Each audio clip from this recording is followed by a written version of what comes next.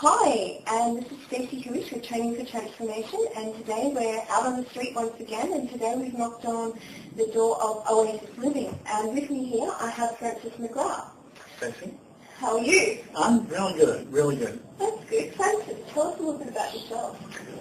Oh, okay. I run my own business, Oasis Living. It's effectively a training company in all facets of having a wonderful life. So, Wow. believe it or not, I started working with abused women probably over 20 years ago, and it just slowly evolved to one of the things that I just constantly noticed was this working with fathers and violence prevention. And I got really passionate about violence prevention. Like it's the core value to me. It's like there should be no, I find it intolerable that we've got refugees. I find intolerable that we've got people in jail. And I find intolerable that we have victims of violence in our society. And I worked with government funding and things like that for a while, but they tend to be quite restrictive. So an example would be if someone's got a vitamin deficiency that's causing sleep issues, they become effectively anxious. So they're more prone to lash out, blow up, do all sorts of inappropriate things. Now we have a lot of counselling and stuff available, but I don't know any doctors who just, as a matter of course, take a blood test and see if you're vitamin and mineral deficient when you go in and see them. So we don't teach people about, basic nutrition. We don't teach them how to sleep. We don't teach them anything about the use of rituals and psychology and sort of cultural values and stuff like that. So basically, I got to the point where I just went, this is crazy, took myself off to uni to start an undergraduate degree in public health.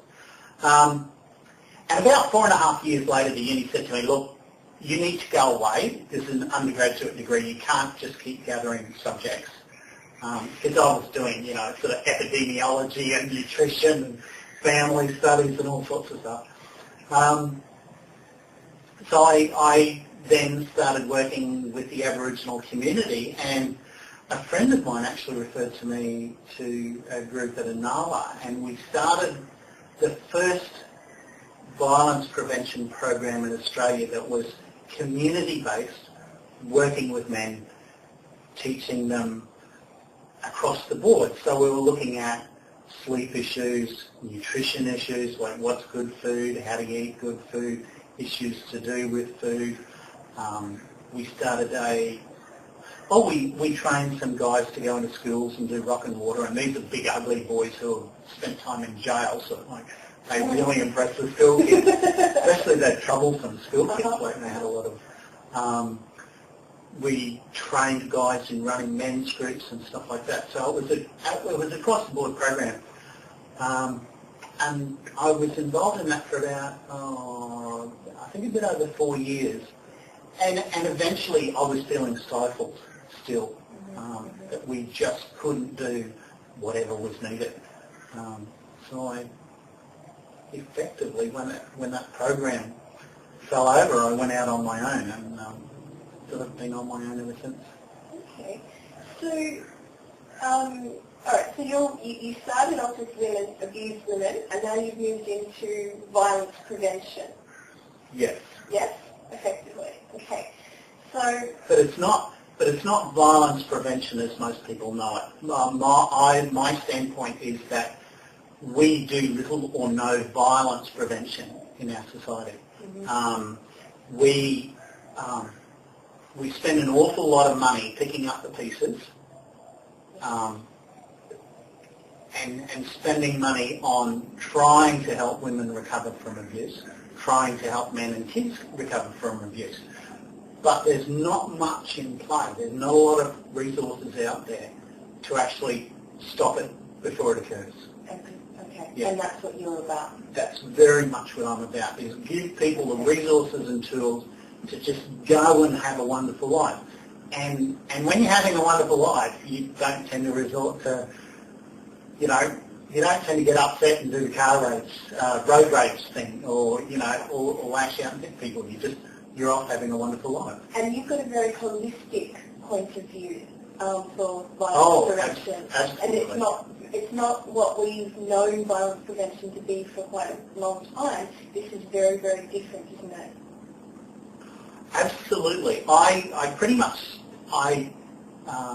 worked out a model for working with people, and it was looking at outcomes rather than interventions, and looking at areas where you could have outcomes. So I started with, basically I'm a nutritionist, so everything for me is about nutrients or meeting needs. So I did everything on the basis of a need that had to be met, whether it was, food, psychology, anything like that. So we've got the physical realm, and in the physical realm, if you do everything properly, you have the experience of pleasure. And that's across the board. That's when you wake up in the morning, when you're snuggling with your partner, sex, sport, food. I love food, love good food. So all of that sort of stuff. So good sleep, you wake up feeling relaxed, but you wake up like a 6-year-old. You're just like, sort of, what's on today? What's on today? So you're all excited about what's happening. Then you move on to, you've got the mental area. Now, if you're doing everything right in the mental sphere, you have the experience of happiness. So if you're focused on something that you're passionate about outside yourself, that you have skills in, and you can get lost in it, you just have the experience of happiness. And a lot of people miss that. The third area is social.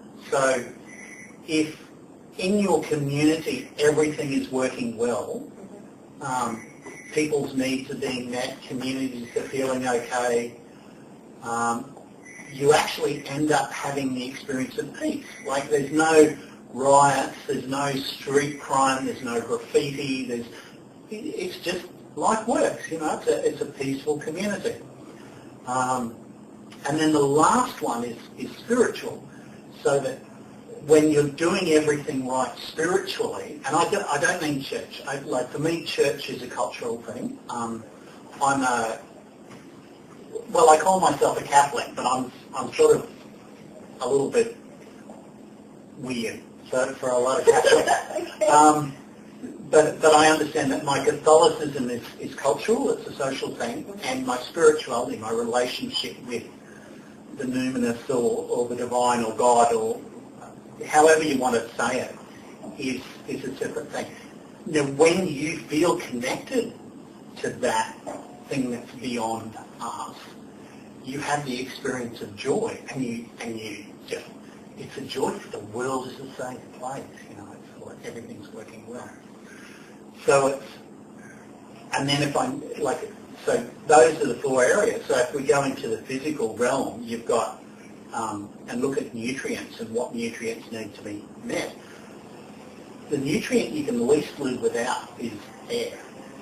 So what's good quality air? Like, we know that lead in the air causes mental problems for kids. We know that people have respiratory issues.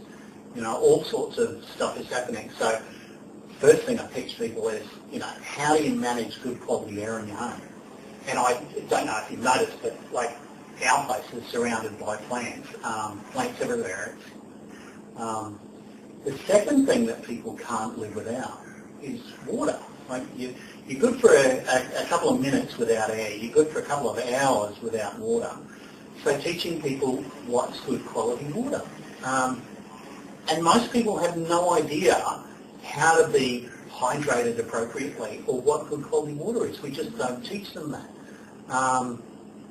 Even things like, people are constantly asking me, how much water should I drink a day?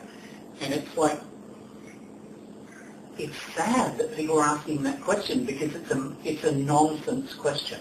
There is no how much water should I drink every day, because you'll use water differently based on how humid it is, how hot it is, whether you're exercising, like all these sorts of things. The only thing that's actually meaningful is how often you pass urine. Like, are you getting enough fluid to clean your system out?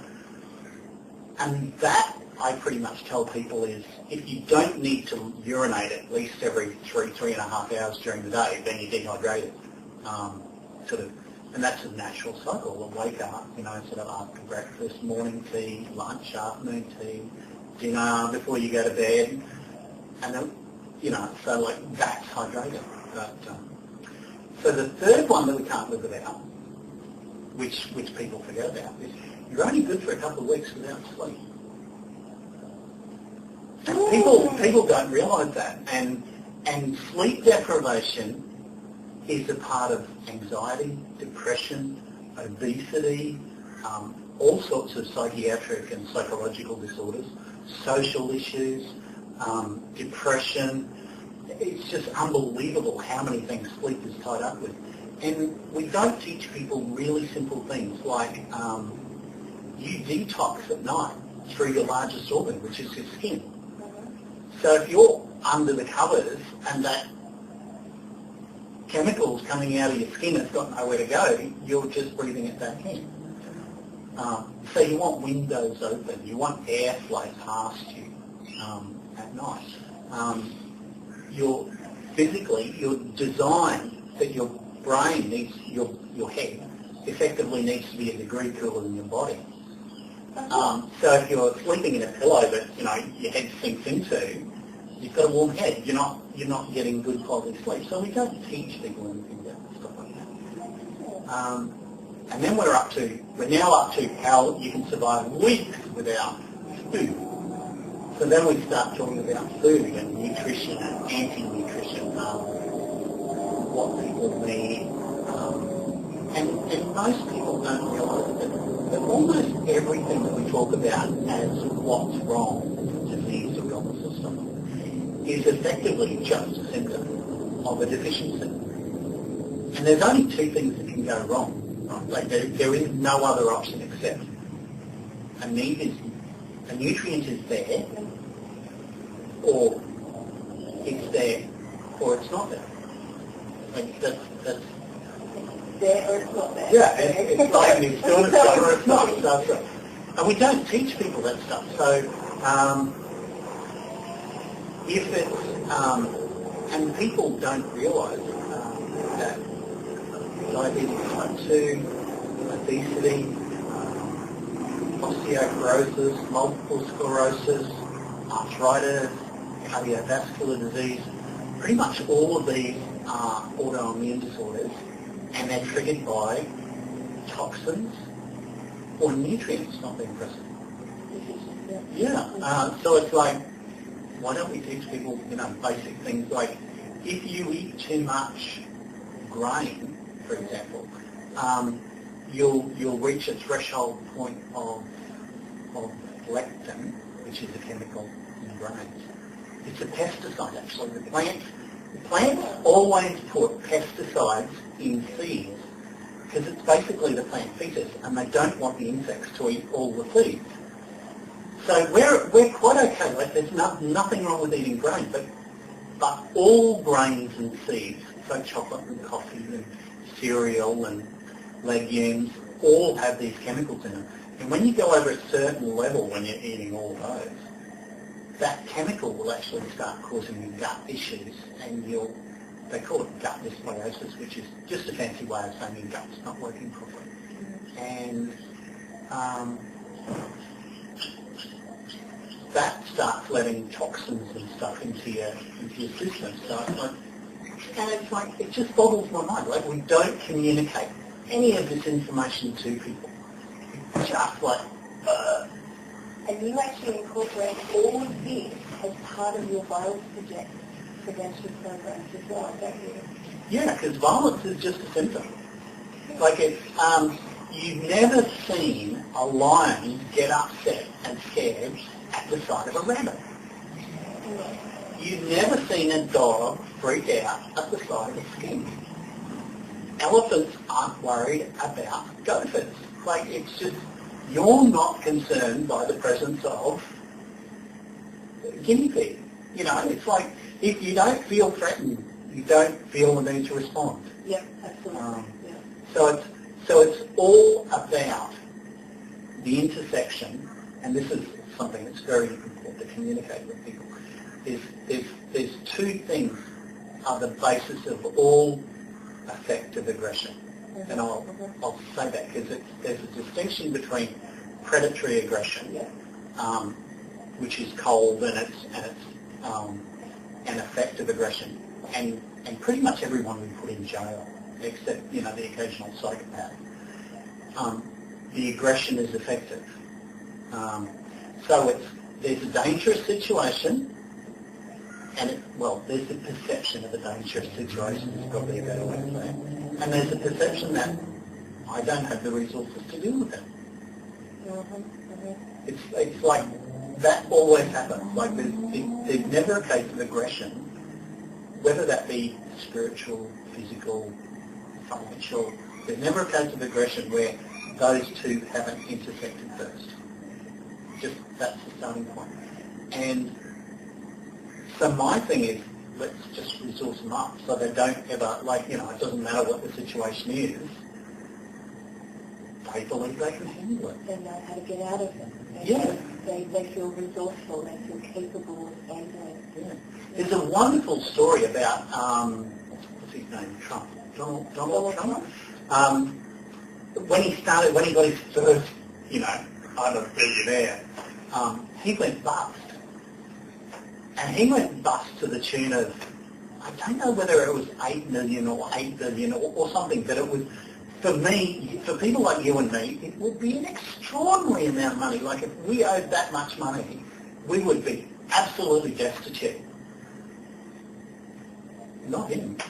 He knew how to fix it. He negotiated with the banks and said, well, Sunshine, if you want to get your money back, and I've got no money to give you, you're actually going to have to work with me so I can make the money to pay you back. He believed he had what it took to deal with that situation. So my stuff is very much about bringing people up to having the resources to deal with anything that arises in their life. Okay. So let me ask you this, Fred. Yeah. Like you've been very, very,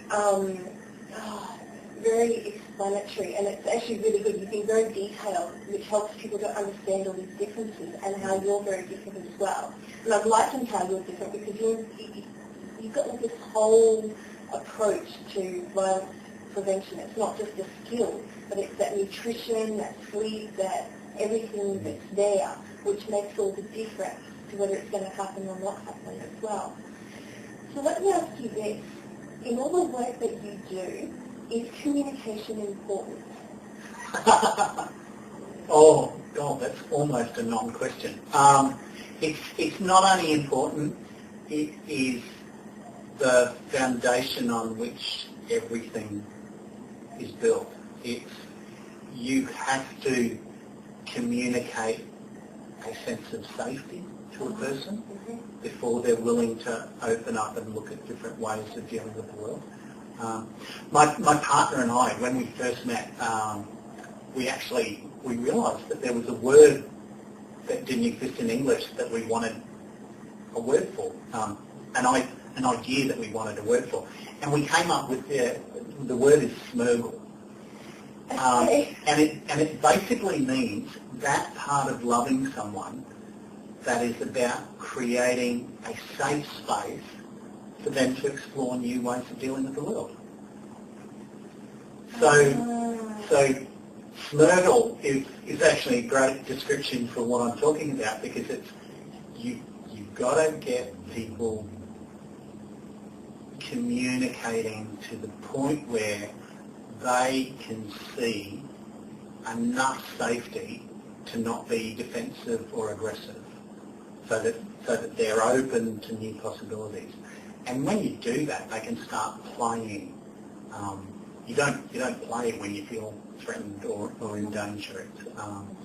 And that can be as simple as if there's a group of very masculine guys around, it's actually really difficult to help people to identify their purpose, because one of the strange things about purpose is you can't talk about it without getting a lump in your throat. You know, and you tear up. Like for me, my purpose statement is every man a Gandhi. That every, see, I'm doing it myself now, that every person on earth have the experience of themselves as significant at that level to the future of the world. Now, can you imagine what it would be like if everyone got that they were that significant? That would be a whole new world, Francis. Oh, absolutely. And that's what I want. It's like nothing complicated, just everyone getting themselves at that level. And it doesn't have to be Gandhi. It could be Nelson Mandela or Mother Teresa, or, you know, pick someone. Pick someone that you think has changed the face of the world in the last 100 years, and make it recent, because it's like if you go back too far. Being a Christian, you know, like I would usually say, well, Jesus, you know, but it's like that's so far away in time and culture that sort of you can almost not. So it's and it's everything revolves around that ability to communicate, and it's not just verbal communication either. It's how do you get someone who's being violent and aggressive to actually stop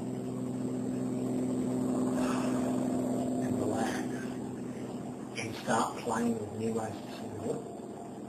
You can't talk someone into that. You've got to be pretty good at communicating to get people to that point.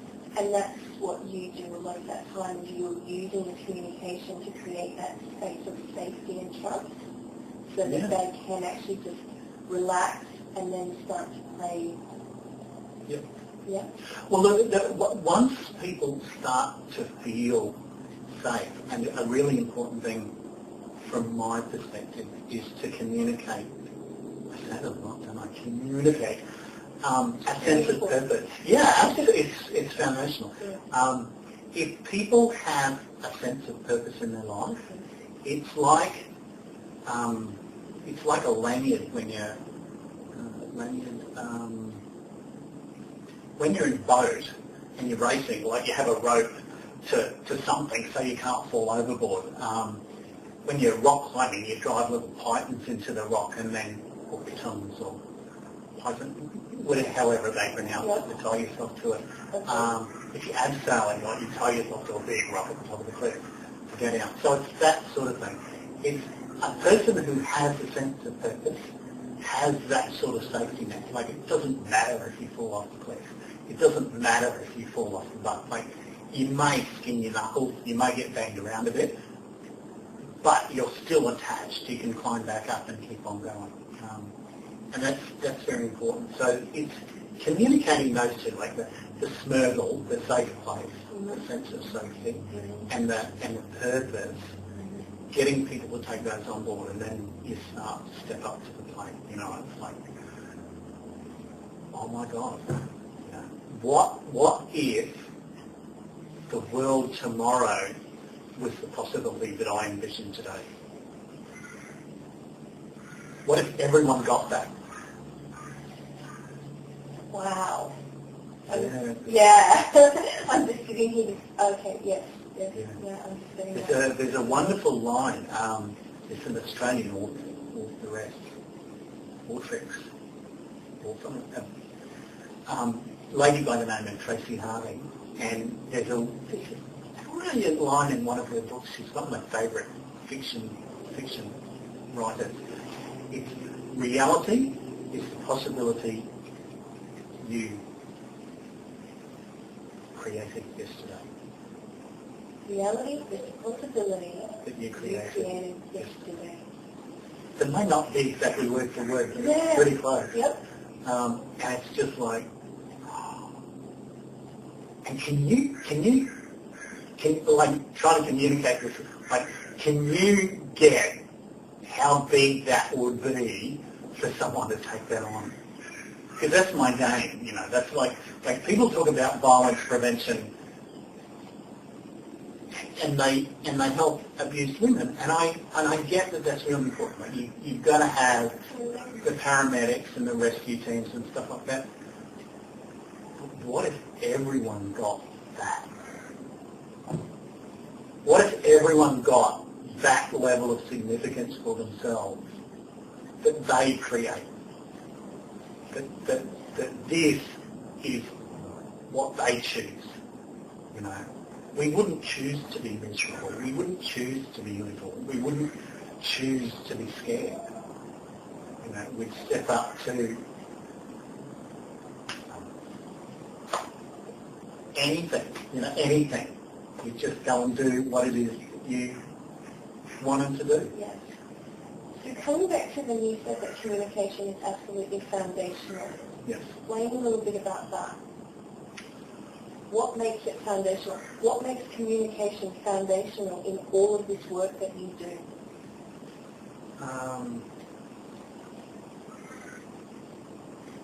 A lot of what I'm focused on doing is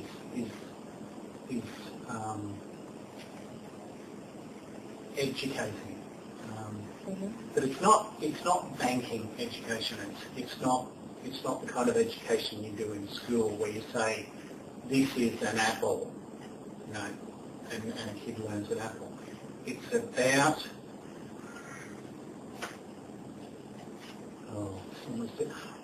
actually, a couple of minutes ago when I said every man a Gandhi.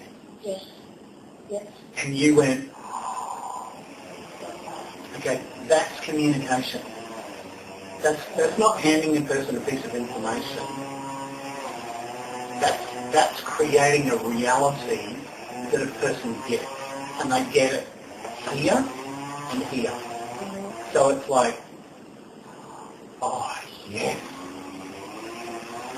So it's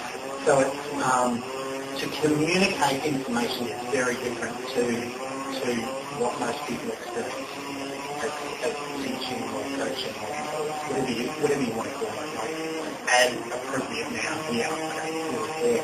I want people to get what you got when I said every man a Gandhi, and to go, holy crap, what does my perfect world look like? So this would be very much a lot communicating with ourselves. If we're going to be creating our own world, then this would be very much making choices of what we choose to value and what we choose to believe and how we choose to behave out in this world, and then creating our world. Yeah, there's a great line, I can't remember where it is, it's in one of those things like The Secret or The Intention Experiment, and they talk about that you don't get what you want, you get what you expect. So one of the important things for me about communication is to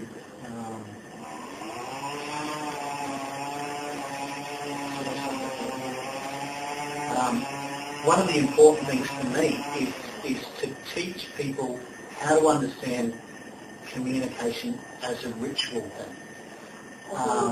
Because communication is effectively a subset of ritual. So you need to understand what rituals are, how they do it. So in male society, like a ritual that's quite important is if you sit back like that, okay, and we both face off there, as men, we can now have a conversation that's non-threatening. Aha! Right. Okay? Because it's not like, I'm not in your space. You're looking, that's your space Over there, there, right. and I'm not in it. Okay, and your space is over there as well. Yeah. So we can look off into the distance together, and then we can talk about some fairly significant issues that we're dealing with.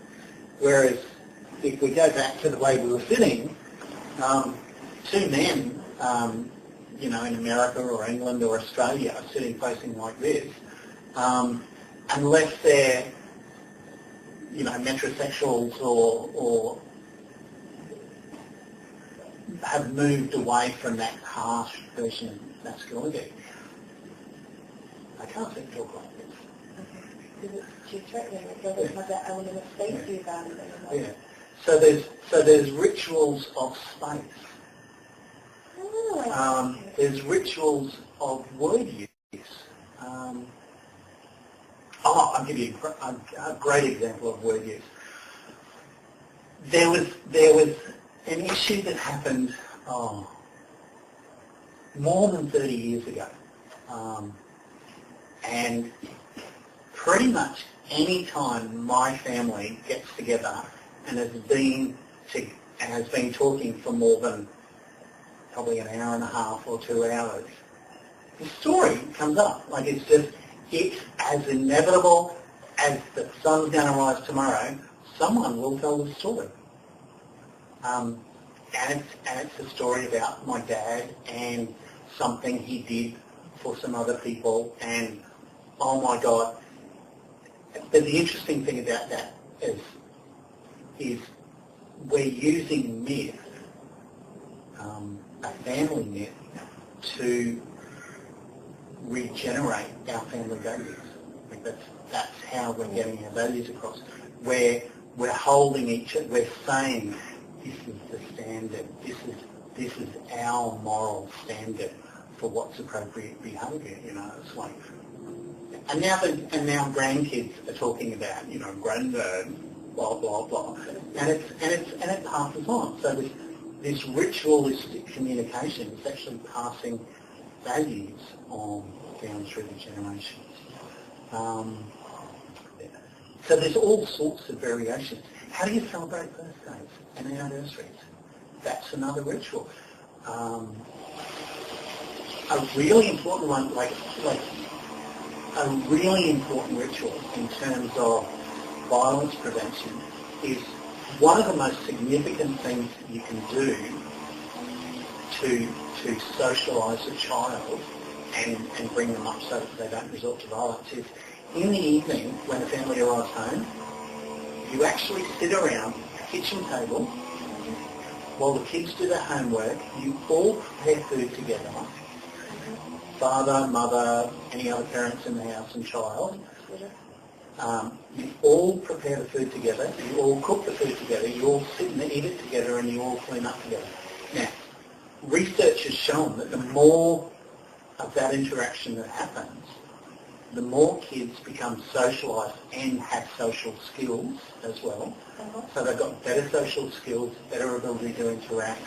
They understand about negotiating issues. They learn how to communicate what's going on inside themselves. So the more you do that, the better your family is. So that's another form of communication through ritual. You're actually communicating knowledge of self, of others, interaction, values, all sorts of stuff like that. So all of that communication sits under rituals, but I've not actually heard of any non-university program that teaches people rituals. Men's Work is doing it now. There's a wonderful program called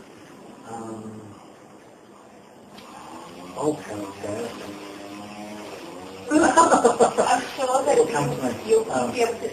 it will come to you when the time is right. Yeah. But that program actually teaches men how to use rituals for communication so that they can start communicating about issues that are significant to them, rather than sitting at a fairly superficial level and not dealing with, you know, sort of some of the really deep-seated traumas that go with being male in our society.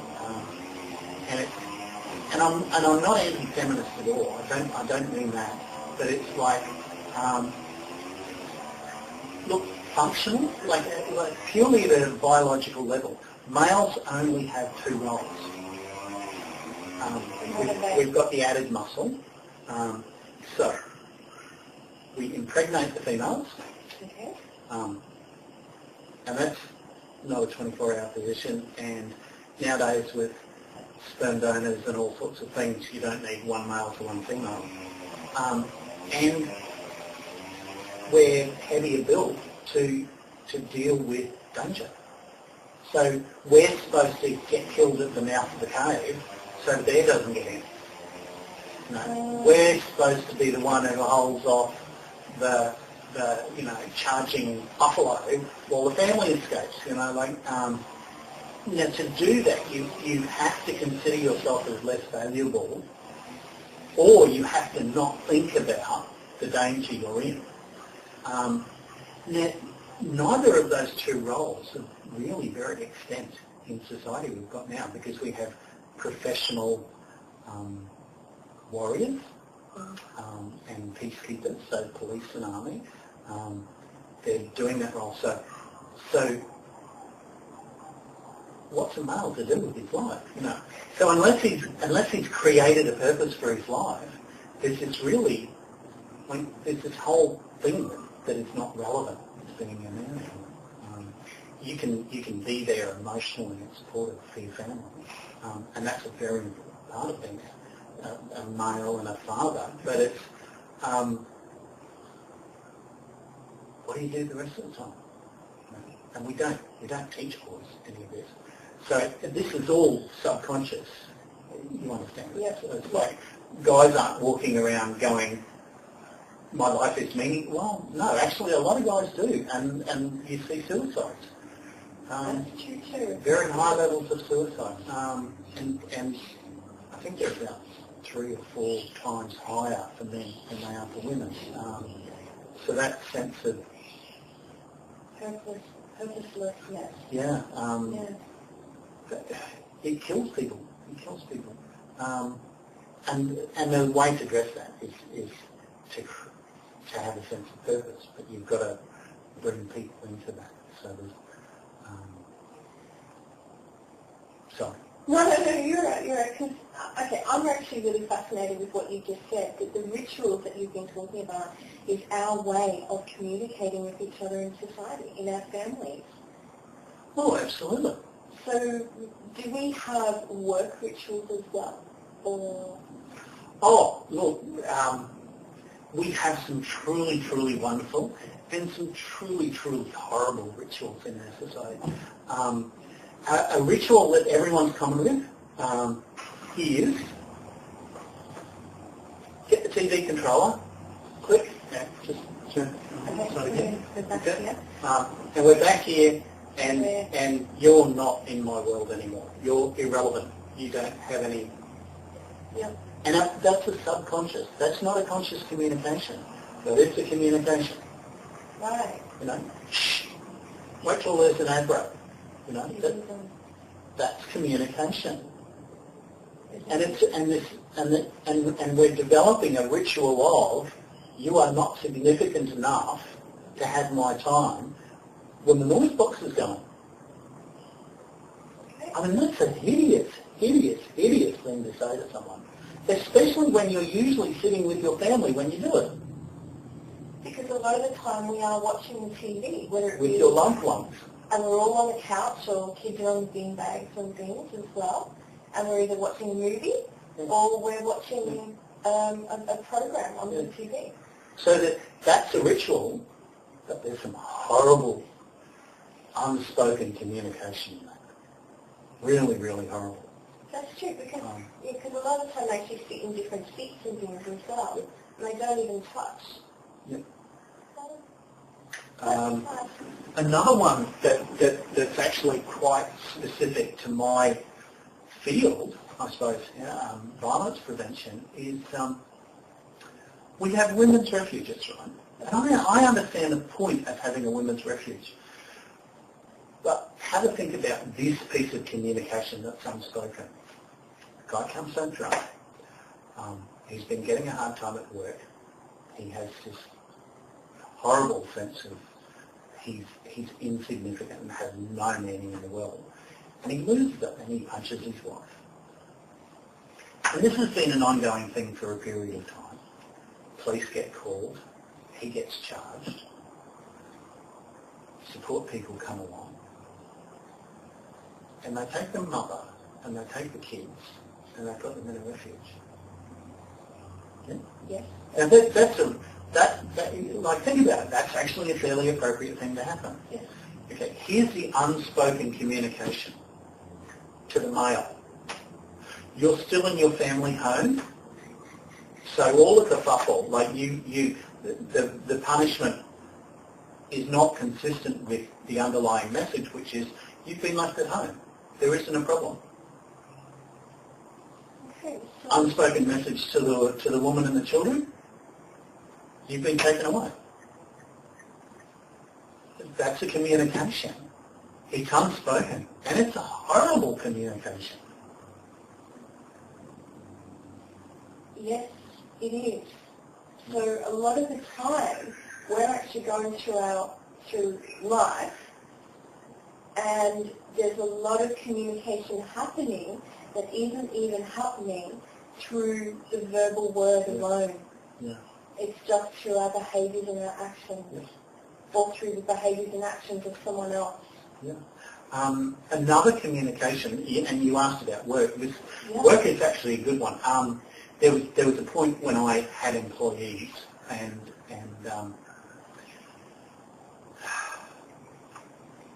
employees. Oh God, what can I say? If you want something done right, you've got to do it yourself. Okay. Yeah, like everyone agrees, like anyone who's got employees agrees with that. Like they're painful, they're useless, they're just frustrating, and they're a drain on your pocket, and because you're struggling, right? And everybody talks about when you get employers together, and we talk, we say things like that to each other. Here's the unspoken communication to your employee. Okay, you're worthless. Okay.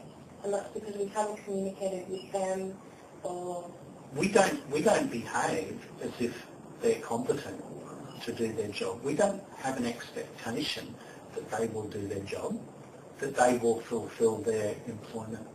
We don't believe in them. We don't trust them. We don't have faith in them. Like there's no expectation that they're going to step up to the plate.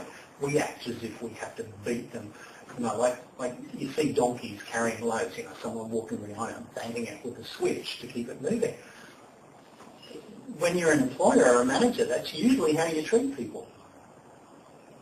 I mean, it's a horrible message to be on the receiving end of.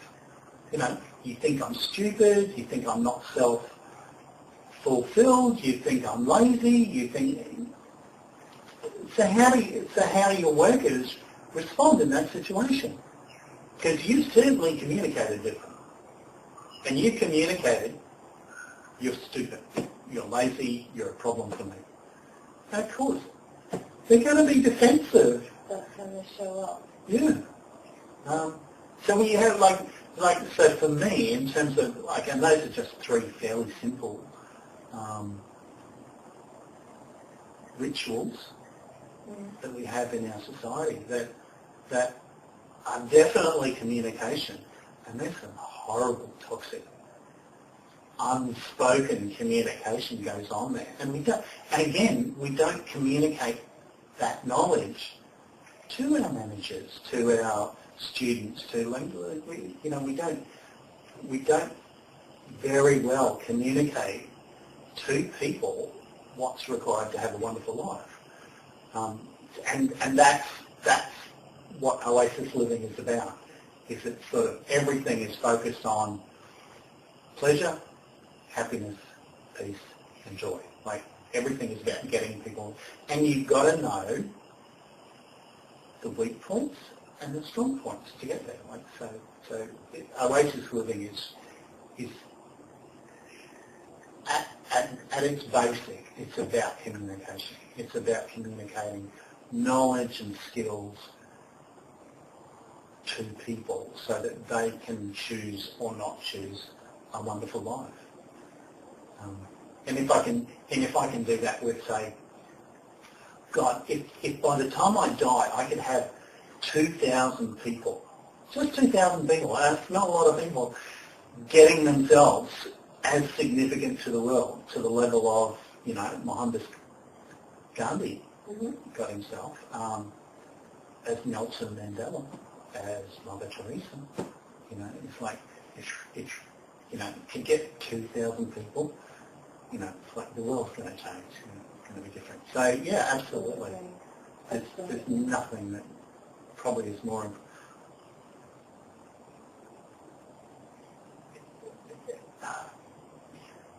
Actually, I think there are things that are more important than communication, but that's moving into the spirituality realm. So, in terms of physical stuff, yeah, it's absolutely foundational to families, to workplaces, to communities, to everything. I think you're right with that, and I like how you said that we do a lot of our communicating through rituals. It's just the little things that we do over and over again on a daily basis that keep us all together as well. Yeah. Definitely, because if they're not there, if our rituals are not there, then we don't stay together. Yeah. The families break apart. Yes. Yes. Yeah. And do you want your family rituals supporting social cohesion, happiness, skills development, or do you want them destroying people's abilities to deal with the world? And effectively, pretty much everyone comes up with, I just want my family to be happy. So that's sort of... And that's very foundational. Oh, look, all the people I've worked with, and there's been some pretty, ugly people. I will say, except for people who have got, acquired a brain injury or psychopathologies. It doesn't matter how bad they are. If you scratch the surface, very close underneath there is, I just want my family to have a better life. Mm-hmm. Yeah. So in all this communication that you've been talking about and sharing with us so openly here, what would be the most important aspect of communication? Most important aspect.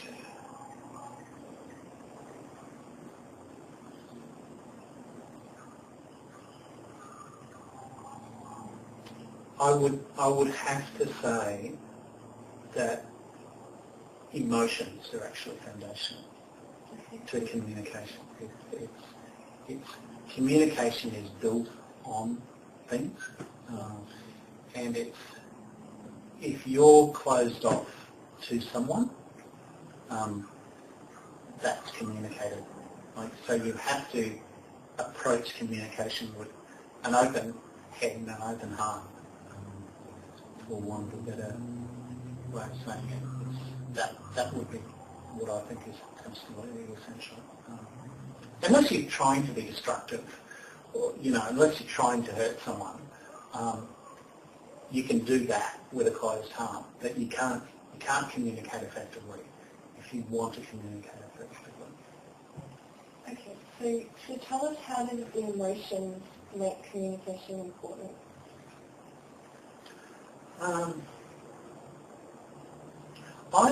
I try and be very clear with people that there's no such thing as right and wrong. There's no such thing as good and bad.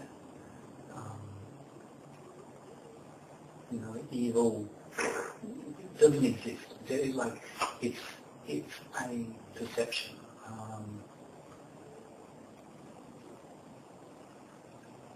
It's hard to describe, but a lot of what goes on internally with us is about measuring ourselves against standards that are not achievable, that are not realistic, and are not social standards. They're mythical standards that we're trying to hold ourselves against. And when you're looking at another person, you're actually only looking at their actions. So you see another person's actions. You don't see their thoughts. That's very true. But when we're looking at ourselves, we're actually measuring the standard way which we're measuring ourselves is our thoughts.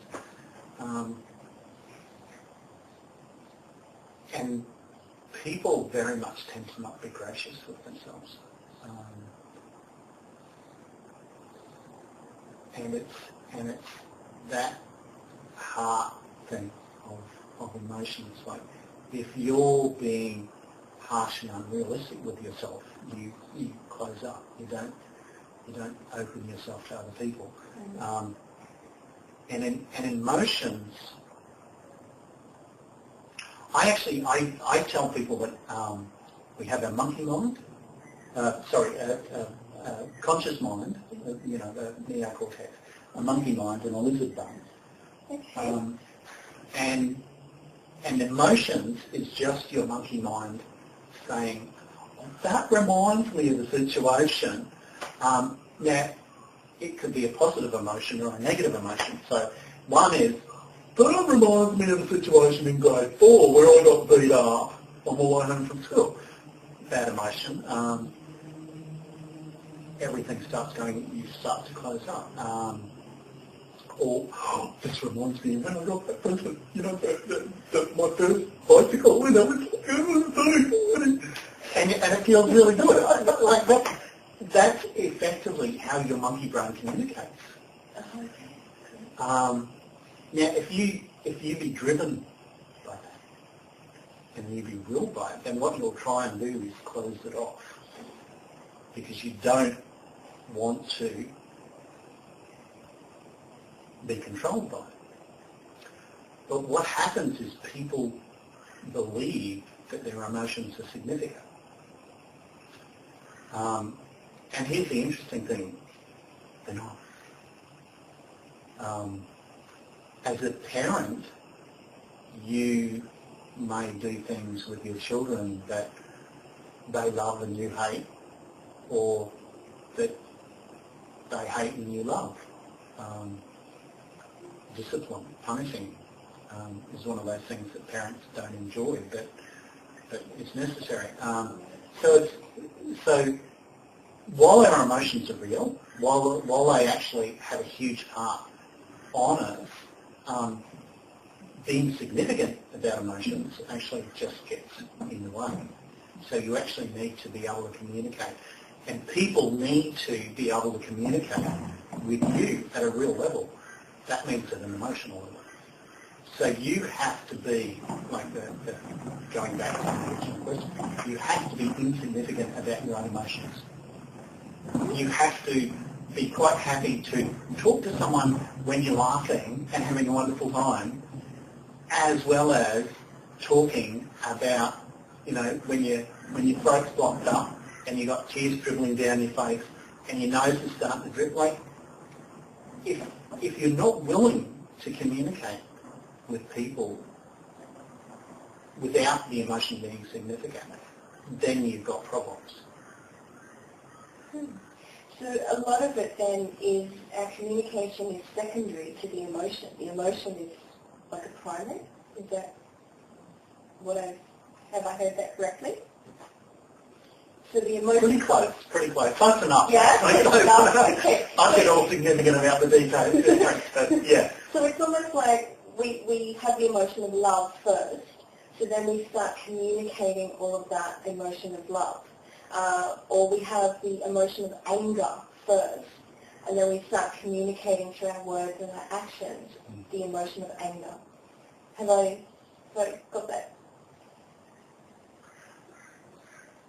It happens in our heads first. Okay. So it's thoughts. Now, those thoughts will always remind us of the previous situation. Now, the issue is whether you get significant about the emotions that arise from those thoughts. So if I have a thought and communicate that thought with you, then we've just communicated. If I have a thought and get all significant about the emotions, then I start to be angry, fearful, upset, happy, romantic. It's like the feelings are just the feelings. They're your monkey mind saying that this thought reminds them of a situation, and you may or may not be in danger. It's the freeze, fight, flight syndrome. And it's we get caught up in that conversation.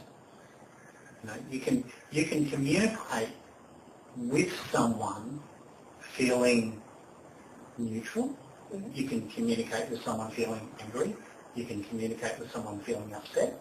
You can communicate with someone feeling romantic. You can communicate with someone feeling happy. But it's the communication that is important. So like in terms of communication, I think emotion is the most important thing. But it's about being controlled by the emotion. It's understanding that emotions are just emotions. And you have the full range of emotions going on. Now, I don't necessarily see what emotions are going on in the world. So if I respond to my emotions, then I'm managed by the past. Like historical, I'm not in fact present. If I was in fact present, then it wouldn't matter if I was crying or laughing or angry. It would be, I am just present, communicating with you, and at the same time I'm experiencing these emotions. And the emotions don't control me, they don't run me. And it's like, I do that. Like I love going to chick flicks, I love, a good week over, sort of 51st dates or something like that. It's just wonderful from my perspective. And a lot of people can't do that. They can't feel free to have a good cry.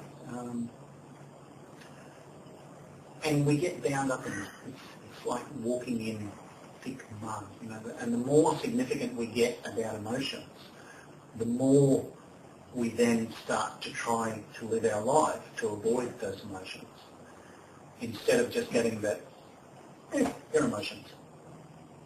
I feel happy, I feel sad. And you can communicate those emotions. Like if you come home to your partner and you've had a bad day and you're feeling miserable, you're supposed to communicate your emotions.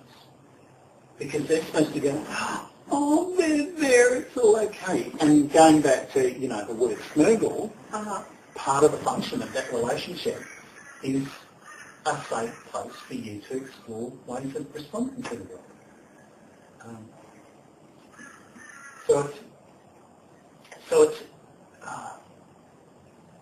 It's the most important thing about communication, but it's not because it's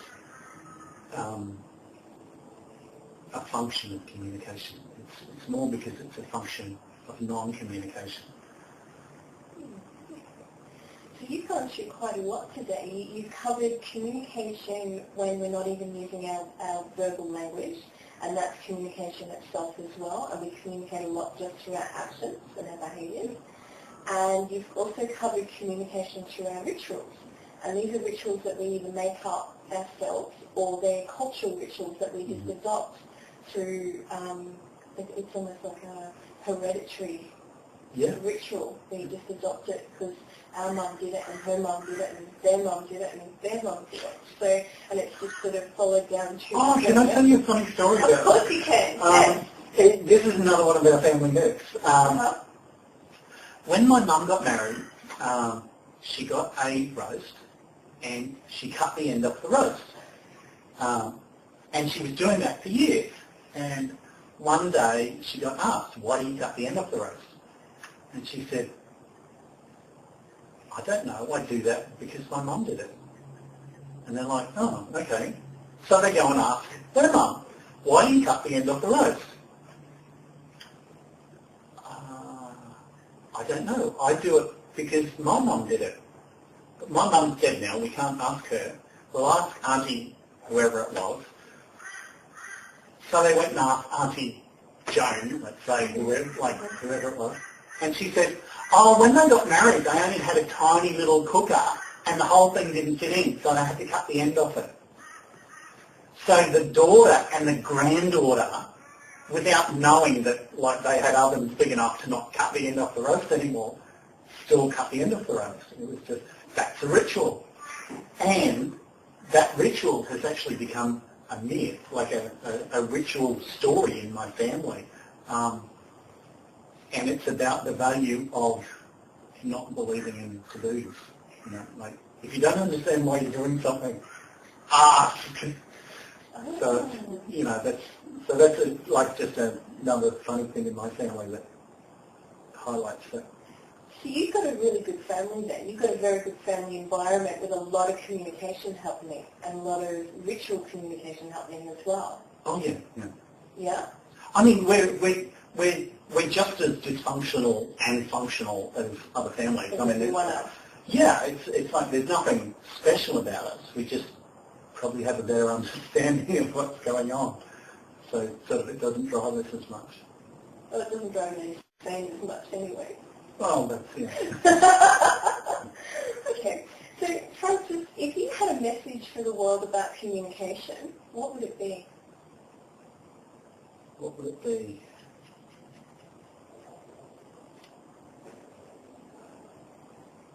The most important communication is the communication to yourself. Mm-hmm. And it's about being gracious with yourself and communicating that you have value, that you are significant, that you are the only voice in this huge choir that we call humanity who will ever be able to sing your song. Beautiful. So just sing it. Just, you know, put who you are out there.